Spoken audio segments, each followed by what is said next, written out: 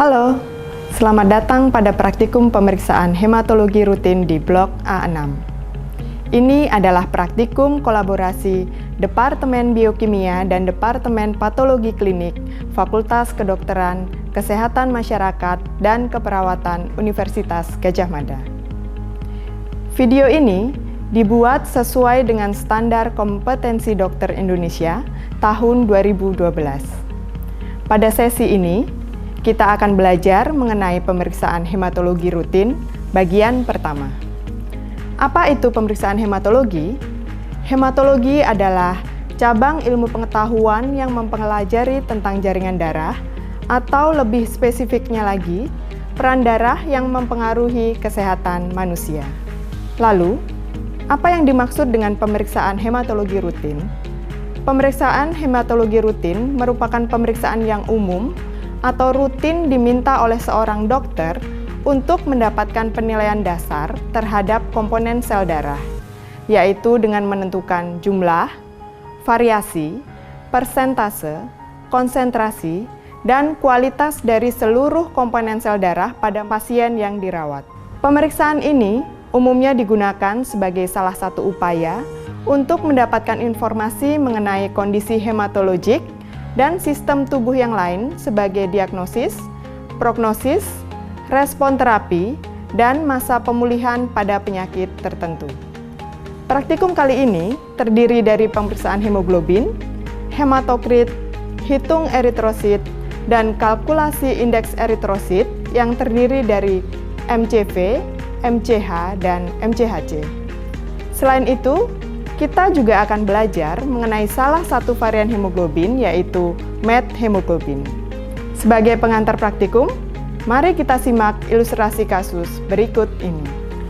Pernahkah teman-teman menjumpai kawan atau saudara karib yang seringkali mengalami gejala letih atau lesu dan nampak tidak bertenaga? Atau mungkin teman-teman sering mendapati kawan atau saudara yang seringkali sulit untuk bangun dari waktu istirahatnya? Atau bisa jadi teman-teman sendiri yang seringkali merasa pening kepalanya, lalu kemudian oleh kawan lain dikatakan nampak pucat atau tidak memiliki energi. Atau bisa jadi juga bagi kawan-kawan perempuan merasa letih, lesu, dan pening saat berada dalam masa haid. Nah, tanda-tanda tadi bisa jadi merupakan tanda awal bahwa teman atau saudara di sekitar Anda sedang mengalami gejala anemia. Lalu, bagaimana untuk menentukan seseorang berada dalam keadaan anemia atau tidak, selain dengan melihat tanda-tanda tersebut? Tentunya seseorang dapat diketahui apakah mengalami anemia atau tidak. Juga dapat dilakukan pengujian laboratorium dengan melihat kadar hemoglobinnya, hematokrit, dan hitung eritrositnya. Dan lebih jauh lagi, apa saja kemungkinan penyebab anemia berdasarkan nilai indeks eritrosit. Selain itu, pernahkah teman-teman mengetahui tentang kelainan Hb, yaitu methemoglobin? Methemoglobin adalah bentuk abnormal dari hemoglobin akibat oksidasi ion Fe2+ di dalam struktur hem menjadi ion Fe3+, sehingga memiliki kemampuan pengikatan oksigen yang lebih rendah daripada hemoglobin pada umumnya. Kondisi peningkatan persentase methemoglobin dalam eritrosit disebut dengan methemoglobinemia. Apa yang terjadi jika kondisi ini terus terjadi? Tentu saja akan terjadi hipoksemia jaringan yang dapat berujung pada kematian. Nah, untuk dapat memahami peran pemeriksaan hematologi dan pengukuran methemoglobin, mari kita simak video demo praktikum kali ini. Selamat menyaksikan. Mari kita mulai praktikum yang pertama, yaitu pemeriksaan hemoglobin dengan metode cyan methemoglobin. Bahan dan alat yang digunakan dalam praktikum ini adalah kita siapkan sampel darah utuh dengan antikoagulan EDTA. Reagen yang perlu kita siapkan yaitu cyan methemoglobin atau Drapkin dengan komposisi potasium cyanida, potasium ferricyanida, dihidrogen potasium fosfat, dan non-ionik deterjen. Peralatan lain yang dibutuhkan adalah tabung percobaan, pipet, dan spektrofotometer dengan gelombang 540 nanometer. Pertama, siapkan dua tabung yang dilabel dengan tabung uji dan tabung belangko. Tambahkan masing-masing 5 ml reagen cyanmet Hb ke dalam setiap tabung. Tambahkan 0,02 ml spesimen darah yang sudah dihomogenisasi dengan baik. Campur dengan baik dan diamkan pada suhu kamar selama 3 menit. Selanjutnya, kita lakukan pembacaan dengan spektrofotometer. Pindahkan masing-masing larutan ke dalam kuvet, dimulai dari tabung belangko, dan baca absorbansinya pada panjang gelombang 540 nanometer, lalu kemudian diikuti dengan tabung uji. Catat hasil pembacaan absorbansi dan tentukan hasil pengukuran hemoglobin dalam gram per desiliter. Praktikum selanjutnya adalah pemeriksaan methemoglobin dengan metode spektrofotometer. Bahan dan alat yang digunakan dalam praktikum ini adalah kita siapkan sampel darah utuh dengan antikoagulan EDTA. Reagen yang perlu kita siapkan yaitu larutan potasium cyanida, potasium ferricyanida, dihidrogen potasium fosfat. Peralatan lain yang dibutuhkan adalah tabung percobaan, mikropipet dan pipet tip, vortex, parafilm, kuvet, tisu, dan spektrofotometer dengan panjang gelombang 630 nanometer. Siapkan satu tabung yang berisi 1,5 ml buffer fosfat dan 1,5 ml aquades dan diberi label dengan C1. Siapkan satu tabung yang berisi 3 ml aquades dan 0,4 ml buffer fosfat dan dilabel dengan C2. Siapkan satu tabung yang berisi 3 ml aquades dan 0,4 ml buffer fosfat dan dilabel dengan C3. Pipet 0,1 ml darah ke dalam tabung reaksi yang berisi 3 ml aquades dan 0,4 ml buffer fosfat pada tabung C2 dan C3, kemudian homogenkan. Transfer sebanyak 3 ml larutan ke dalam tabung baru dan labeli dengan C1. Transfer hemolisat sebanyak 3 ml ke dalam dua tabung reaksi baru, kemudian labeli dengan C2 dan C3. Dalam tabung dengan label C3, tambahkan sebanyak 0,1 ml larutan potasium ferricyanide. Kemudian tutup tabung dengan parafilm dan campur larutan dengan cara membolak-balikan tabung sebanyak 3 kali. Baca larutan pada tabung C2 dan C3 dengan C1 sebagai belangko menggunakan spektrofotometer dengan panjang gelombang 630 nanometer. Catat hasil bacaan tersebut sebagai A2A dan A3A. Lalu, tambahkan 0,1 ml potasium cyanide ke dalam semua tabung reaksi atau tambahkan sebanyak 2 tetes potasium cyanide menggunakan pipet tetes. Campur larutan tersebut dengan cara dibolak-balik sebanyak 3 kali dan biarkan larutan tersebut selama 5 menit. Baca larutan pada tabung C2, C3 dengan C1 sebagai belangko menggunakan spektrofotometer dengan panjang gelombang 630 nanometer. Catat hasil bacaan tersebut sebagai A2B dan A3B. Agar lebih memahami pengukuran methemoglobin, maka silakan catat hasil pengukuran sampel yang sudah diberikan. Gunakanlah nilai Hb yang diperoleh dari praktikum kali ini. Praktikum yang selanjutnya adalah pemeriksaan hematokrit dengan metode mikrohematokrit.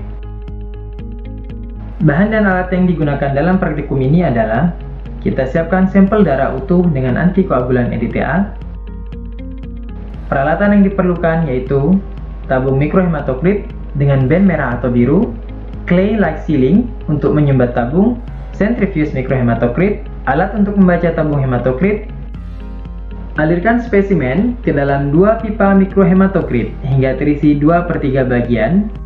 Tutup salah satu ujung pipa dengan bahan clay dengan cara seperti yang terlihat pada video ini. Posisikan kedua pipa dalam centrifuge mikrohematokrit secara radial berhadapan dengan ujung pipa yang tertutup berada di posisi luar. Lalu, sentrifugasi selama 5 menit dengan kecepatan 10.000 sampai 15.000 rpm. Setelah selesai, ambil pipa mikrohematokrit, lalu baca hasil pengukuran hematokrit dengan alat pembaca dengan satuan persen. Catat hasil pembacaannya.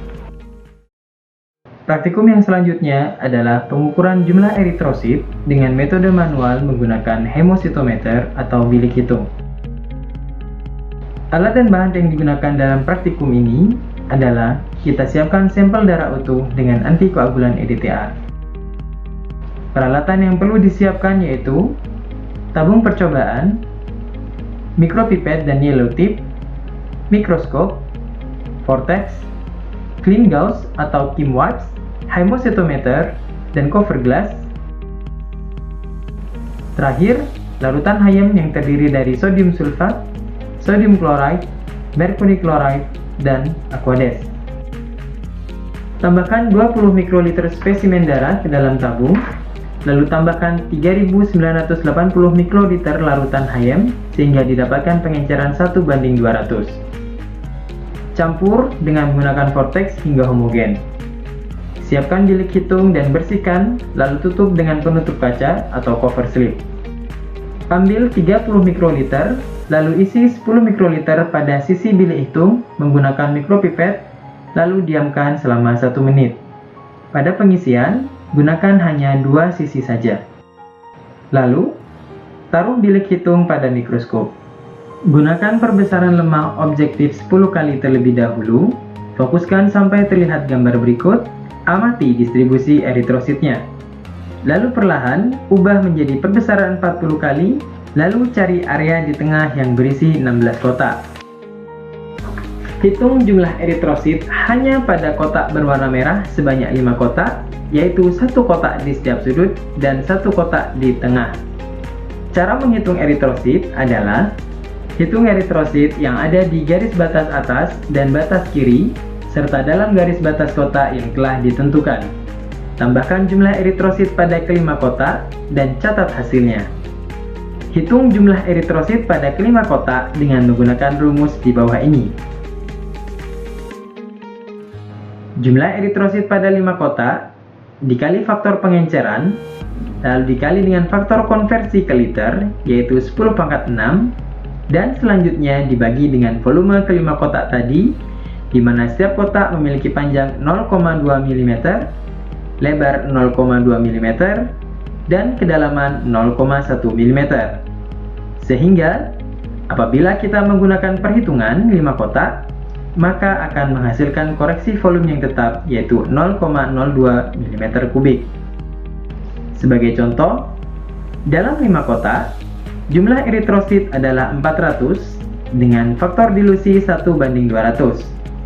Sehingga jumlah eritrosit totalnya adalah 400 dikali 200 dikali 10⁻⁶ dan dibagi 0,02, sehingga diperoleh hasil adalah 4 kali 10⁻12 sel per liter. Jumlah eritrosit normal pada perempuan dewasa adalah 3,6 sampai 5,6 kali 10⁻12 sel per liter. Sedangkan pada laki-laki berkisar 4,2 hingga 6 kali 10⁻12 sel per liter. Berdasarkan hasil pemeriksaan hemoglobin, hematokrit, dan jumlah eritrosit, maka kita dapat menghitung indeks eritrosit, mean corpuscular volume atau MCV, dihitung dari pembagian hematokrit dikali 1000, lalu dibagi jumlah eritrosit dalam liter.